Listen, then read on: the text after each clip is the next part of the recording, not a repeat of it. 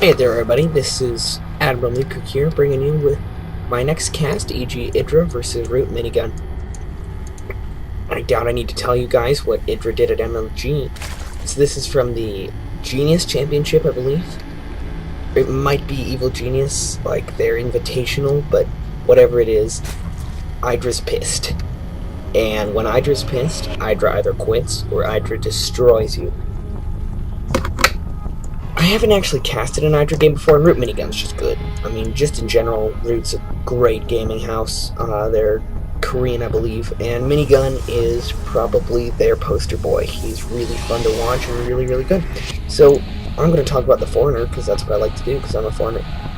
My problem with Idra is his arrogance. Idra feels that he should win because he played Brood War professionally. And he was like the only American guy to go over to Korea and play it at all. And that's in spite of the fact that Idra had zero success at Brood War. I mean, he was there, he was present, but he was never a top tier player. He was never a household name like Boxer or Nesty. So Idra feels that the only people who should be succeeding in StarCraft 2 are those who are powerhouses in StarCraft 1. So he thinks MC is a good player, but he doesn't think Kiwi Kaki's a good player. So that tells a little bit about Idra's personality.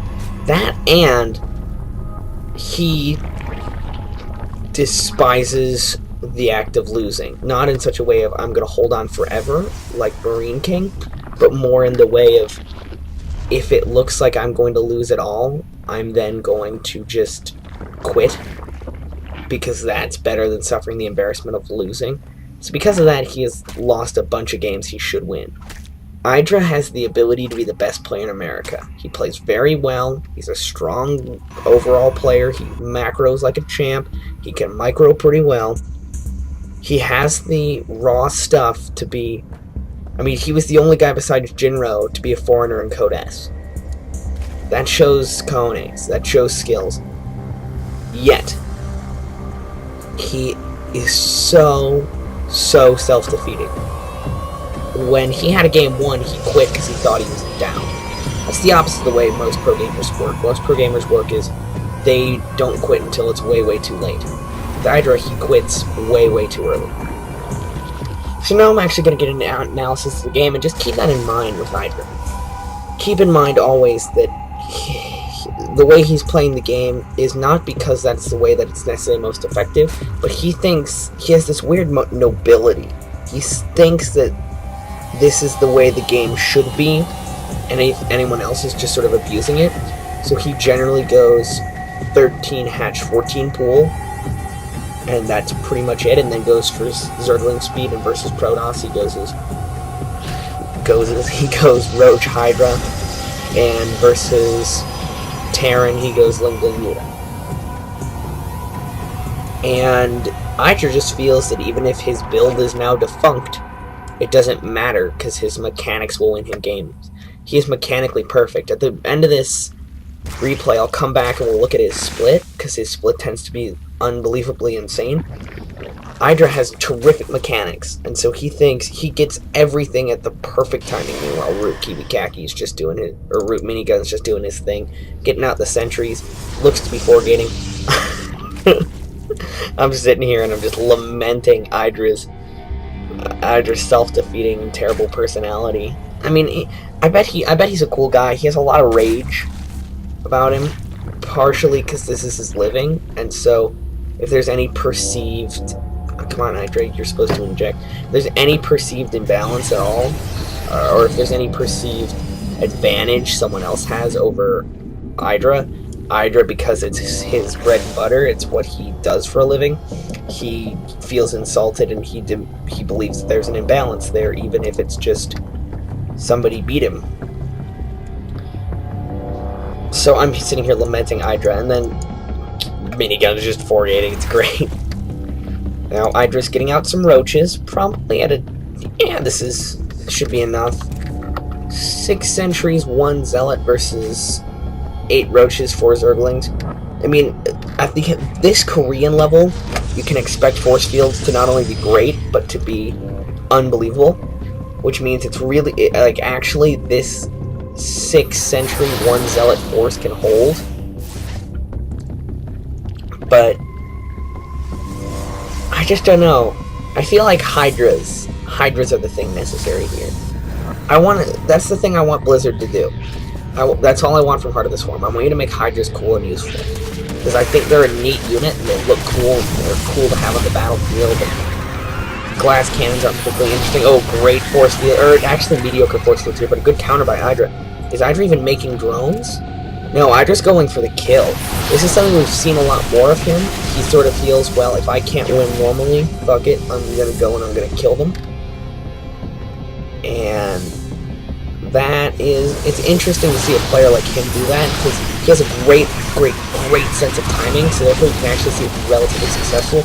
Look at APMs though, Idra doesn't actually run that hot in the APM department. If we're watching, say, Select, or even... Why don't we go with Happy, because I just catch that Happy game where people are absolutely nuts in the micro. Idra doesn't run that hot in the APM, he just runs like 161. I can average 161 in a game if I spam. So that's not all that significant of an APM.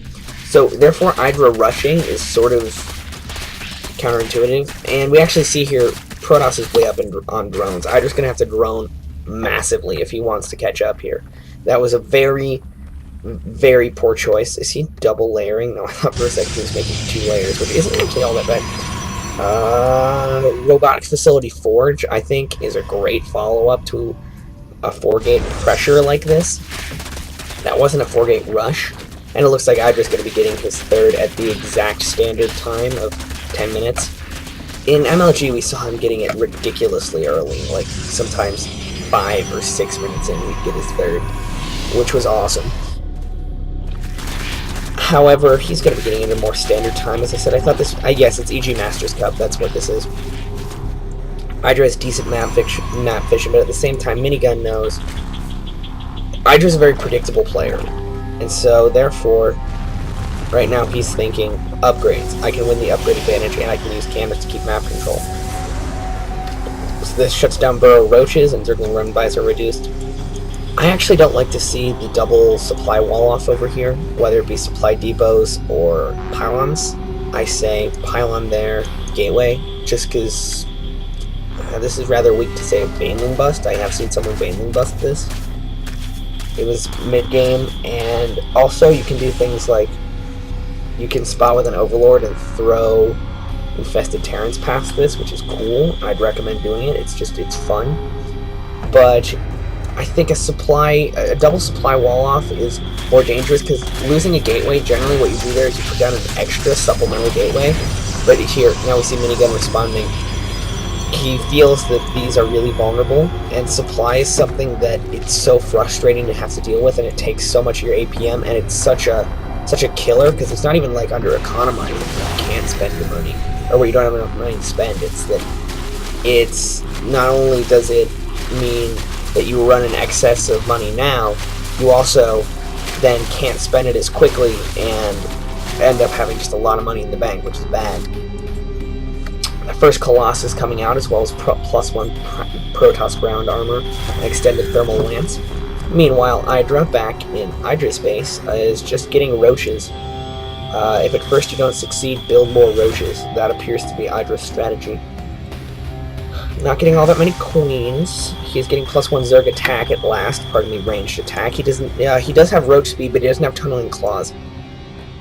Roach Infester right now appears to be sort of the new thing on the Zerg block versus everything. With Roach Infester, think about it, it kind of does handle a lot of stuff. It's one of those Band-Aid compositions where Ling Bling Muta did not work versus Protoss, and I do not like this engagement point. Oh, never mind, a great flank, but at the same time, money force fields. Wow. Wow. That was not fair. Oh man, that was awesome. High five, Minigun. Cool. No, it's great to see a player do something like that, but force fields need to have some sort of reaction to them. Psystorm, even though I hate it, is a good spell. The reason Psystorm is a good spell is when you throw down a Psystorm, I can immediately have a reaction. EMP is also a good spell, because if you throw it down immediately, just leave the engagement right now, because it's super dangerous. And maybe even try to feedback the ghosts. Force Field, as any Zerg, Protoss, or Terran can tell you, is not, there's no reaction to it. It's just, unless you have a massive unit, which is so limited it's not even worth talking about, except for other Protosses, which is silly.